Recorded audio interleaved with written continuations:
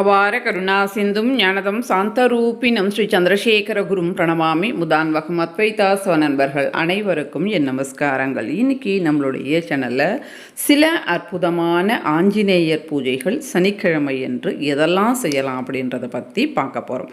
அதற்கு முன்பாக நாம் ஒவ்வொரு பதிவிலேயும் சின்ன சின்ன விஷயங்களை பார்த்துட்டு வரோம்.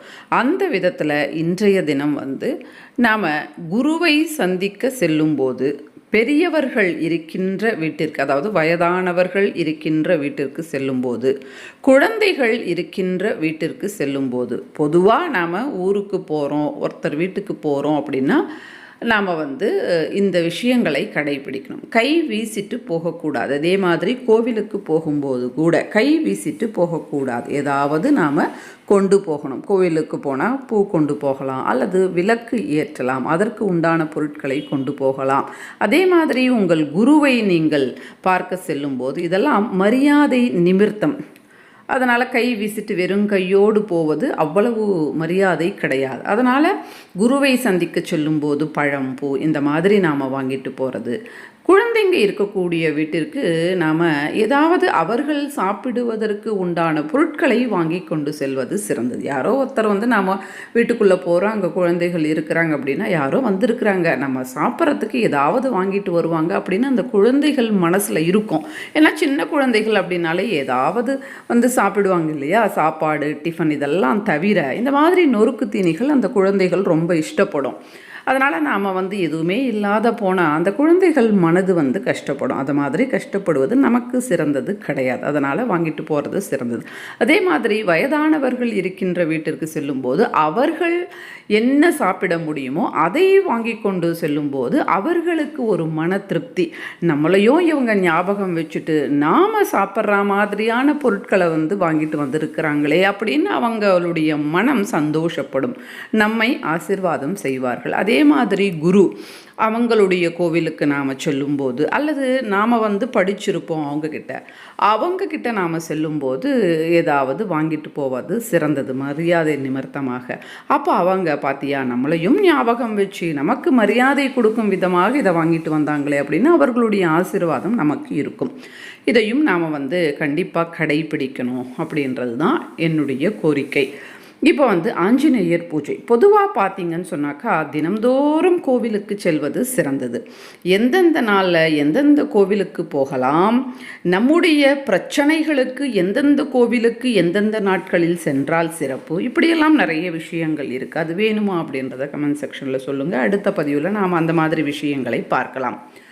பொதுவாக தினம்தோறும் கோவிலுக்கு செல்வது சிறந்தது. காலையில் விஷ்ணு கோவிலையும் மாலையில் ஈஸ்வரர் கோவிலையும் நாம் தரிசனம் செய்வது ரொம்ப சிறந்தது.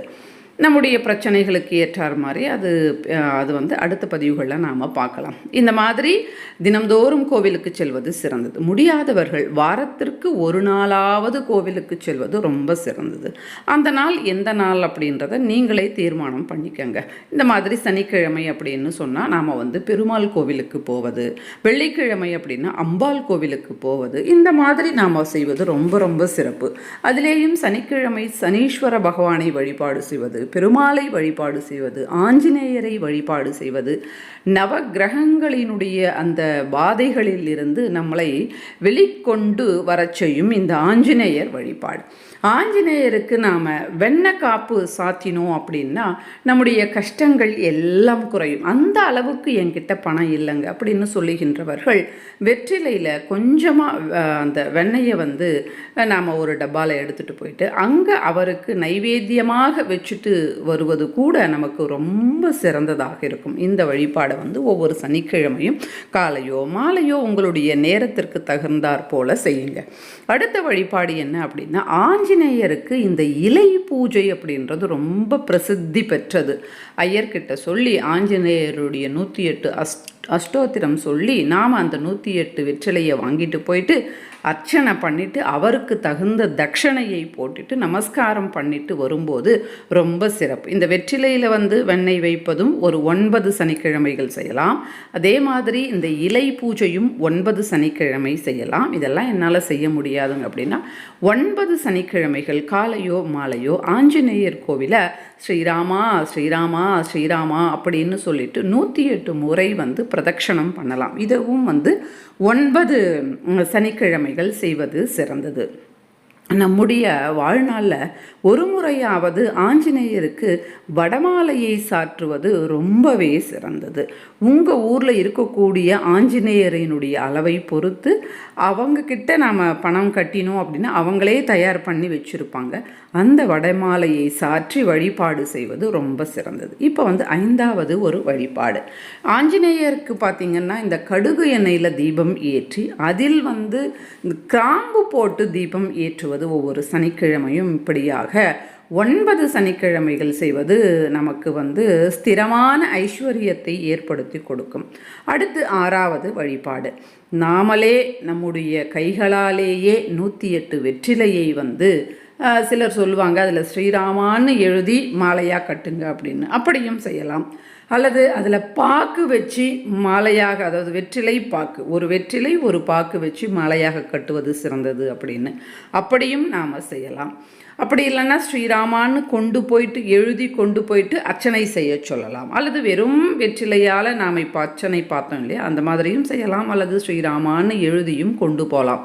அவரவர்கள் நேரம், ஸ்ரத்தா, பக்தி இதை கொண்டு நாம் செய்யலாம்.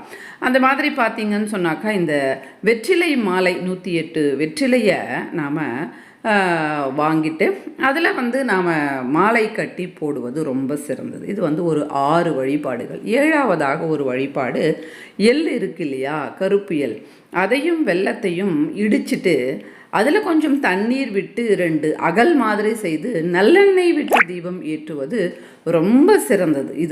இதுவும் 9 வாரம், எல்லாமே 9 வாரங்கள். இப்படியாக 7 வழிபாடுகள் சொல்லியிருக்கிறேன். 8வதாக ஒரு வழிபாடு செந்தூர காப்பு நாம் செய்து கொள்வது சிறந்தது. அப்படி இல்லைன்னா வெற்றிலையில் கொஞ்சமாக செந்தூரத்தை நாம் வச்சு ஆஞ்சநேயர்கிட்ட பாதத்தில் வைக்க சொல்லி ஐயர்கிட்ட தருவது ரொம்ப ரொம்ப சிறந்தது. இப்படி நாம் கிட்டத்தட்ட ஒரு 7-8 பரிகார பூஜைகளை பார்த்தோம். இதெல்லாம் நமக்கு எதற்கு பயன்படும் அப்படின்னா தைரியத்தை கொடுக்கும், மன தைரியத்தை கொடுக்கும். எப்பொழுதும் சிலருக்கு பார்த்திங்கன்னா ஒரே பயமாக இருக்கும், அந்த மன தைரியம் என்பதே இருக்காது. மன தைரியத்தை போக்கும், ஆரோக்கியத்தை கொடுக்கும், ஐஸ்வர்யத்தை கொடுக்கும். இவற்றால் எதுவுமே ஆகாது அப்படின்ற எந்த இதுவே இருக்காது. எல்லா விதமான பிரச்சனைகளும் இந்த பூஜைகள் செய்வதனால நமக்கு ஏற்படும். இத்தனை பூஜை சொன்னீங்களே, எதுக்கு எது அப்படின்னு கேட்டால் உங்களுக்கு எந்த பிரச்சனையாக இருந்தாலும் சொல்லப்பட்ட பூஜைகளில் உங்களுடைய மனசு எது சொல்லுதோ அதை 9 வாரம் செய்யுங்க. உங்களுடைய பிரச்சனை எதுவாக இருந்தாலும் அந்த பிரச்சனை நிச்சயமாக தீரும். ஆஞ்சநேயரினுடைய பூஜையால் நாம் அடைய முடியாது அப்படின்றது எதுவுமே கிடையாது. ரொம்ப எளிமையான வழிபாடுகள். யாருக்கு எது முடியுதோ நாளையிலிருந்து கூட நீங்கள் ஆரம்பம் செய்யலாம். நன்றி, வணக்கம், பெரியவா சரணம்.